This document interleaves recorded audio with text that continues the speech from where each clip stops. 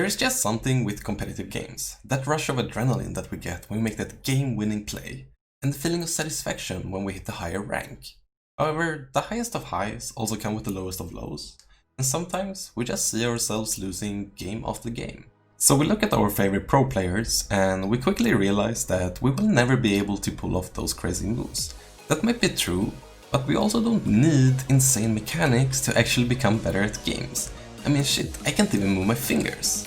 So let's wipe away our tears and let's see what we can do to become better.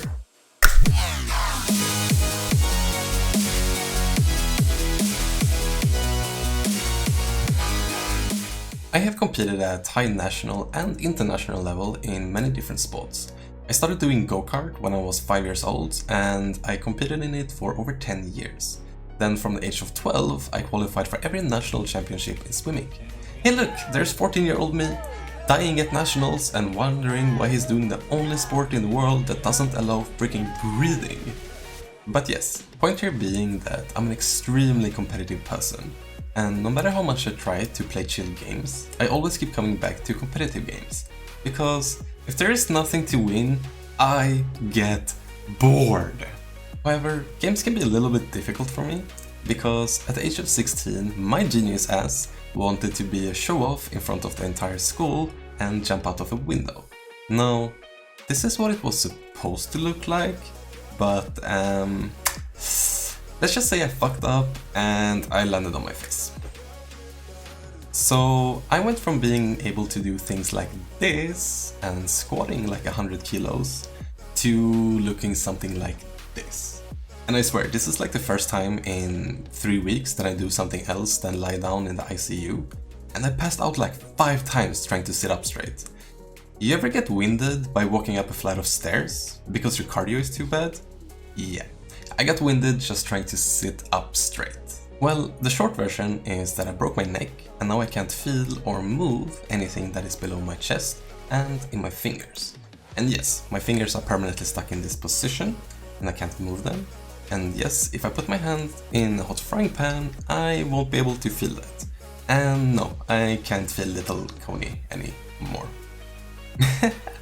Anyways, if you want the full version of how I broke my neck when I was just 16 years old, check out the card that will be up here. I'll also post the link in the description down below. Now, I want to make it very clear that I am in no way a high-ranked player in any game. I have tried games like Fortnite, Overwatch,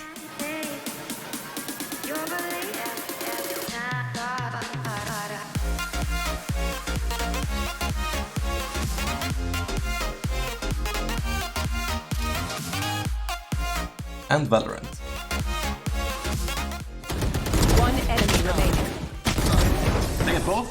No one let's go! Okay, let's go! But FPS games tend to be a little bit problematic for me, as they require way more input than I am able to comfortably control. In addition, I only played these games quite briefly and just for fun, so I never really put a serious effort towards getting any better. Two games that I have logged hundreds of hours in though are Rocket League and League of Legends. In Rocket League I always hit gold in all the different queues, which is around the top 50% of the players. And in League of Legends, which is my by far most played game, I've hit platinum a couple of times, which is around the top 10% of the player base. I have videos on all of these games that I mentioned before, so if you want to see how I play them with my crappy ass hands, then check out the links down below. Obviously, with my disability, I have pretty crappy mechanics in the beginning when learning a new game. I have over 500 hours in Rocket League, and I still can't hit this dumb flying ball even in practice mode. This took me like 20 tries. However, in League, I can pull off some harder combos, but I also have thousands of hours in this game. The point here is that if you really want, and if you put the time and the effort, you can learn the more mechanical stuff in the game. It just takes way longer if you're not naturally gifted, or well, you know, like me, have a physical disability. However, hard work beats talent.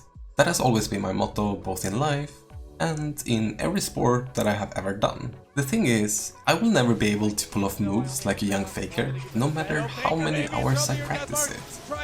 But there is another way to get better at games that I believe that anyone can achieve. and that is game knowledge. In this category we have things like champion matchups and team compositions. When am I and my team strong? What are our win conditions? What are my and my team's weaknesses, and how do we play around them? In addition, we also have objective control and positioning. Where do I fight?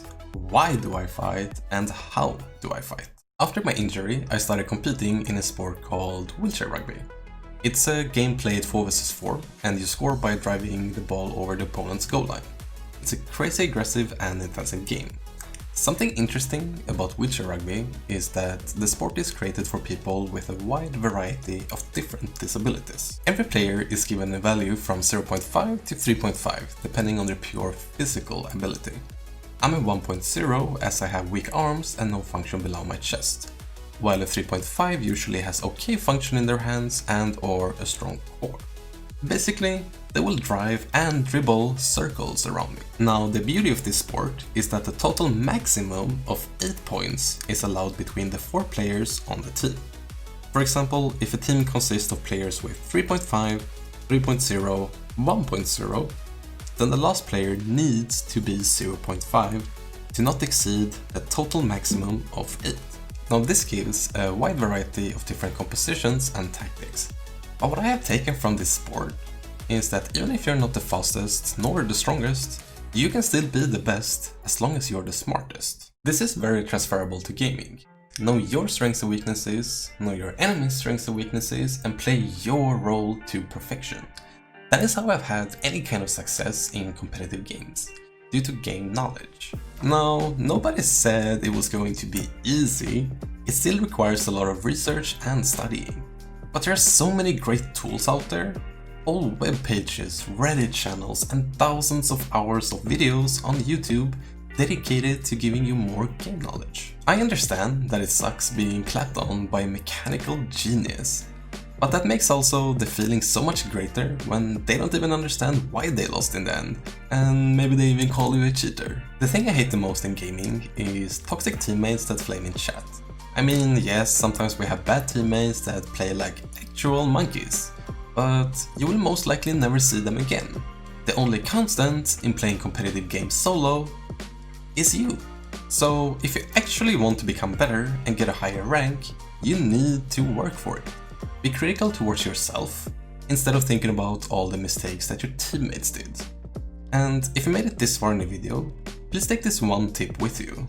After every game, take a couple of seconds to think about one thing that you did wrong that game, and try to improve on it.